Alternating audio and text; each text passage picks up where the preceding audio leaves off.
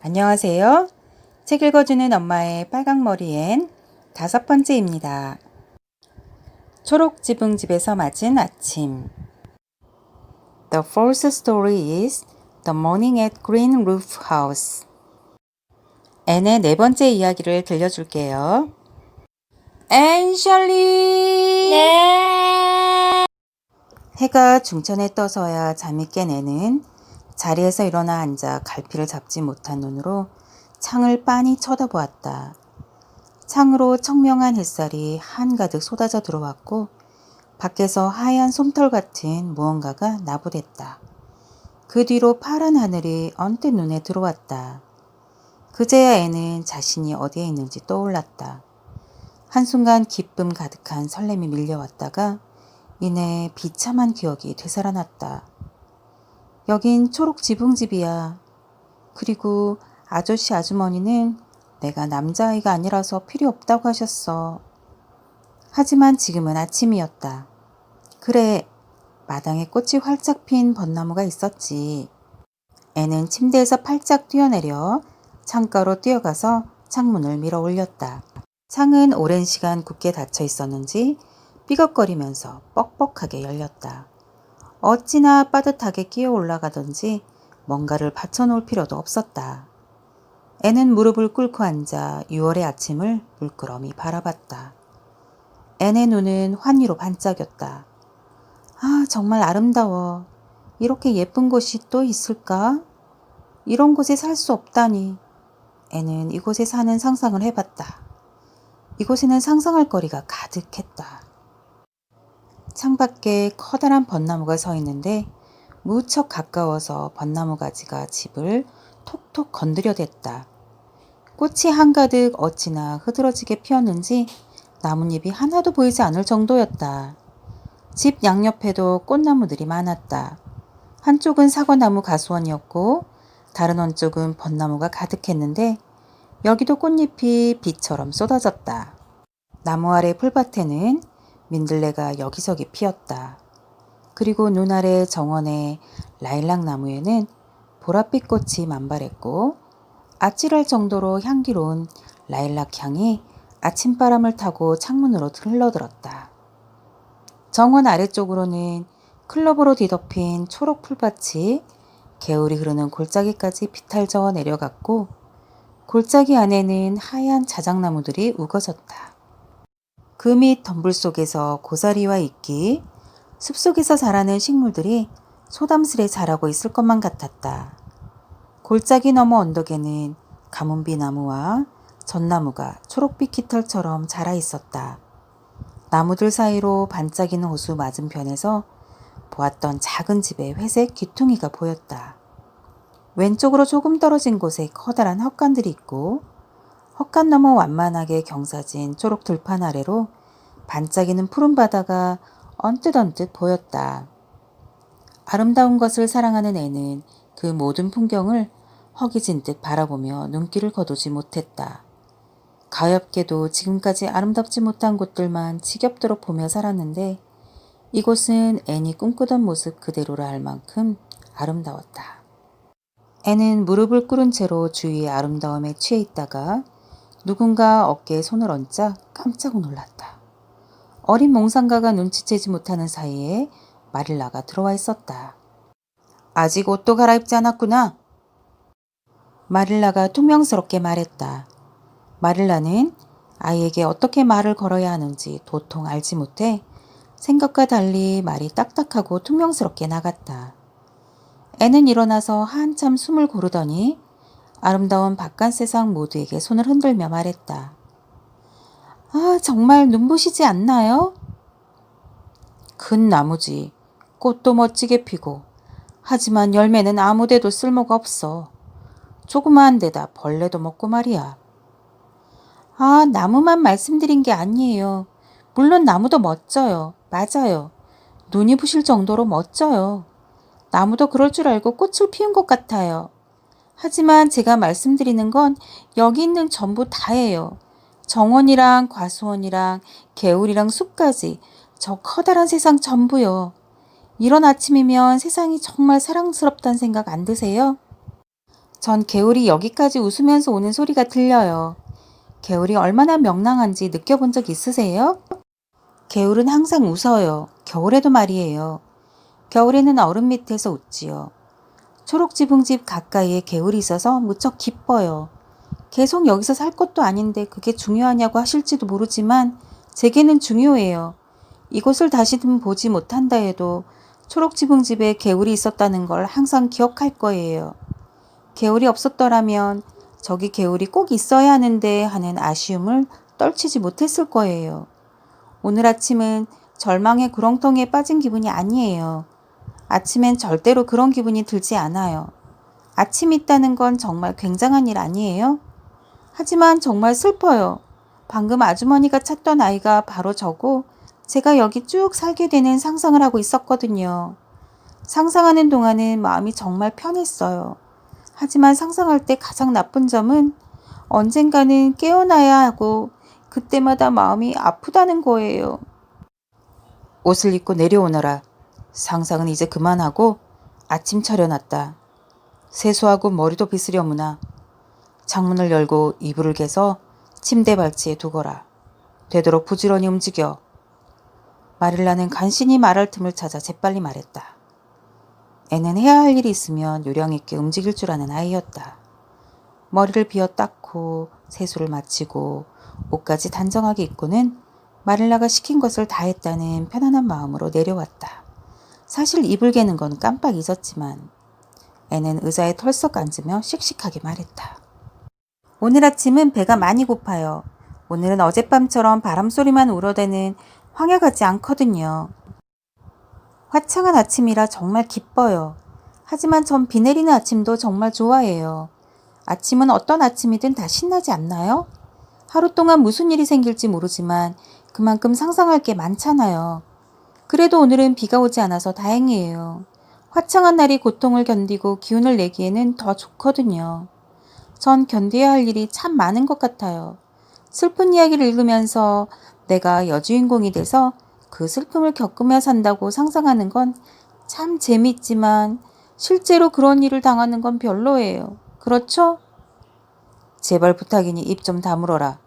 조그만 아이가 정말이지 말이 너무 많구나. 애는 곧바로 고분고분 입을 다물고 한마디도 하지 않았다. 아이가 조용해지자 마릴라는 오히려 뭔가 자연스럽지 않은 기분이 들어 더 불편했다. 매슈도 말이 없었지만 그것은 자연스러운 일이었다. 아침 식탁에는 그렇게 정적이 감돌았다. 시간이 갈수록 애는 점점 더 자기만의 세계로 빠져들었다. 기계적으로 음식을 먹으면서 커다란 두 눈은 창밖 하늘에 멍하니 못 박혀 있었다. 그 모습에 마릴라는 전보다 더 언짢아졌다.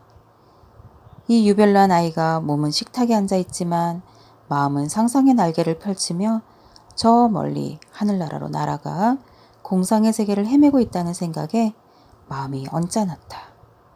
누가 이런 아이를 집에 두고 싶어 할까? 그런데도 매슈가 이 아이를 데리고 있고 싶어 했다니 알다가도 모를 일이었다. 마릴라는 매슈가 지난밤의 마음 그대로 아이를 키우고 싶어 할 것을 알았다. 매슈는 항상 그랬다. 머릿속에 뭔가가 들어가 박히면 놀랄 만큼 입을 꾹 다물고 고집을 피웠다. 침묵은 말보다 10배는 더 강력했다. 식사가 끝나자 애는 몽상에서 깨어나 자신이 설거지를 하겠다고 나섰다. 설거지를 제대로 할 수 있겠니? 마릴라가 믿업지 못한 말투로 물었다. 저 잘해요. 아이들 돌보는 건 더 잘하지만요. 제가 그런 쪽으로 경험이 아주 많거든요. 여긴 제가 돌볼 아이들이 없어서 안 됐지만요.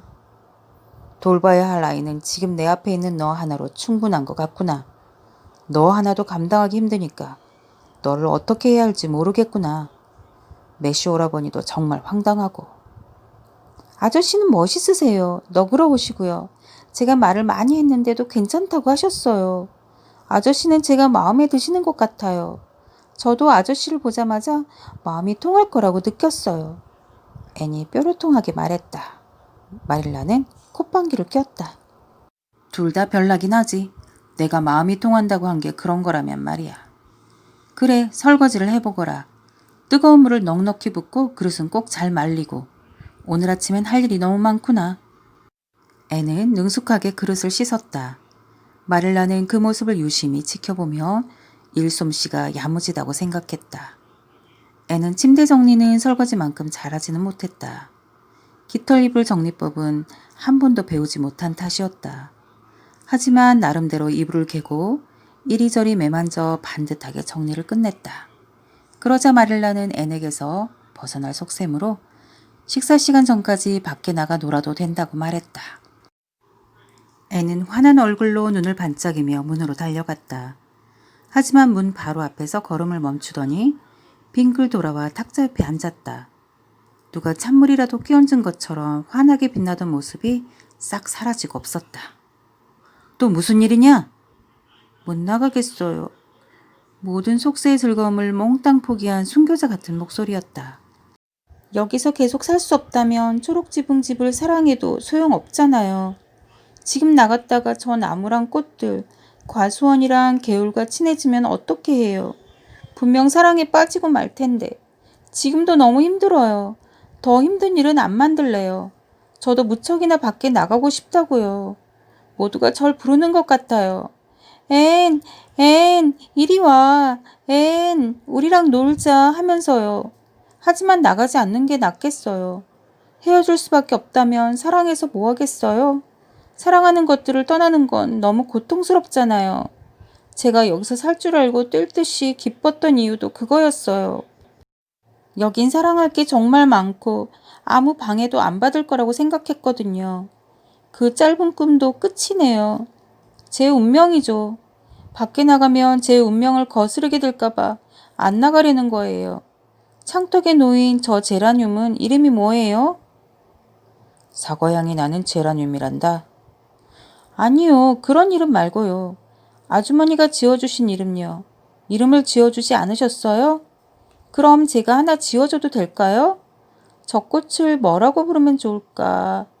보니가 좋겠어요. 제가 여기 있는 동안 저 꽃을 보니라고 불러도 돼요? 네, 허락해 주세요. 세상에나, 그러든지. 제라늄에 이름은 붙여서 뭘 어쩌겠다는 거냐? 저는요, 아무리 제라늄이라고 해도 이름이 있으면 더 좋을 것 같아요. 그러면 물건도 사람 같잖아요. 그냥 제라늄이라고만 부르면 제라늄도 기분 나쁘지 않을까요? 아주머니도 누가 이름 말고 여자라고만 부르면 싫으실 거잖아요. 이제 이 제라늄을 본이라고 부를래요. 오늘 아침에 침실 창밖에 벚나무에게도 이름을 붙여줬어요. 눈의 여왕이라고요. 벚나무가 아주 새하얗잖아요. 물론 꽃이 항상 피어있는 건 아니지만 꽃이 피었다고 상상할 수도 있고요. 마릴라는 감자를 가지러 지하 창고로 내려가며 구시렁거렸다. 저런 애는 평생 처음이네. 오라버니 말 맞다나 재밌기는 하네. 저 애가 또 무슨 말을 할까 벌써 궁금해지고 말이야. 내게도 마법을 건 건가? 오라버니가 나갈 때 나를 보던 표정에 지난밤에 비쳤던 속 내가 고스란히 담겨 있었는데 오라버니가 다른 남자들처럼 속 얘기를 하면 좋겠어. 그러면 말대꾸도 하고 요목조목 따져보기라도 할 텐데 멀뚱히 쳐다만 보는 사람이랑 뭘 어쩌겠어? 애는 다시 몽상에 빠져들었다. 마릴라가 창고 순례를 마치고 돌아왔을 때 애는 두 손으로 턱을 괴고 하늘을 쳐다보고 있었다. 마릴라는 식탁에 이른 점심 식사를 다 차릴 때까지 앤을 방해하지 않았다. 오라버니, 오늘 오후에 내가 마차 좀 써도 되죠? 마릴라가 물었다. 매슈는 고개를 끄덕이고는 딱한 눈으로 앤을 보았다. 마릴라는 그 눈길을 가로채며 단호하게 말했다. 화이트 샌즈에 가서 이번 일을 해결해야겠어요. 앤을 데려가면 스펜서 부인이 저 애를 당장 노바스코시아로 돌려보낼 준비를 하겠죠? 오라버니가 드실 차는 준비해 놓을게요. 젖소들 우유 짤 시간까지는 돌아올 거예요. 매슈는 여전히 아무 말이 없었다. 마릴라는 괜한 시간 낭비를 했다고 생각했다. 아무런 대꾸가 없는 남자만큼 약오르는 것도 없었다. 대꾸가 없는 여자도 마찬가지지만 나갈 시간에 맞춰 매슈가 말에 마차를 매달았고 마릴라는 앤과 함께 출발했다. 매슈는 마당 문을 열어주고 마차가 천천히 빠져나가는 동안 혼잣말처럼 중얼거렸다. 오늘 아침에 크리크에서 제리부트란 남자아이가 왔기에 여름에 여기서 일 좀 도우라고 말해뒀다. 마릴라는 아무 대답도 하지 않았다. 하지만 채찍으로 애꿎은 밤생 말을 어찌나 사정없이 내리쳤는지 그런 취급을 받아본 적 없는 살찐 말이 화들짝 놀라 성난 듯 오솔길을 불안할 정도로 빨리 달려 내려갔다. 마차가 덜컹거리며 달리자 마릴라는 뒤를 돌아보았다. 마릴라의 화를 돋은 매슈는 문에 기대어 아쉬운 눈길로 두 사람을 쳐다보고 있었다. 다음 이야기가 궁금하네요. 또 이어서 들려드릴게요. 감사합니다. 다음에 또 만나요. 대본이 있으니까 대본도 잘 살펴보세요.